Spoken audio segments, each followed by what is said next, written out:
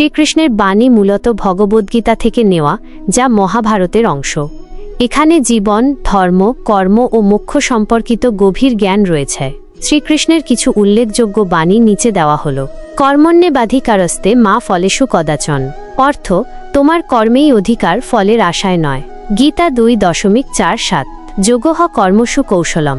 অর্থ, কর্মে দক্ষতাই যোগ। গীতা 2.50। সর্বধর্মান পরিত্যজ্য মামেকং শরণং ব্রজ। অর্থ, সকল ধর্ম ত্যাগ করে আমার শরণাগত হও। গীতা 18.66। যদা যদা হি ধর্মস্য গ্লানির্ভবতি ভারত অভ্যুত্থানম ধর্মস্য তদাত্মানং সৃজাম্যহম। অর্থ, যখনই ধর্মের গ্লানি হয় এবং অধর্মের উত্থান ঘটে, তখনই আমি নিজেকে সৃষ্টি করি। গীতা 4.7। যা হয়েছে, যা হচ্ছে, যা হবে, সবই ভালো। নিজের মনকে নিয়ন্ত্রণ করো। মন তোমার শ্রেষ্ঠ বন্ধু হবে। ধৈর্য ধরো, সময় সবকিছু ঠিক করে দেবে। নিজের উপর বিশ্বাস রাখো, তোমার দ্বারা সবকিছু সম্ভব।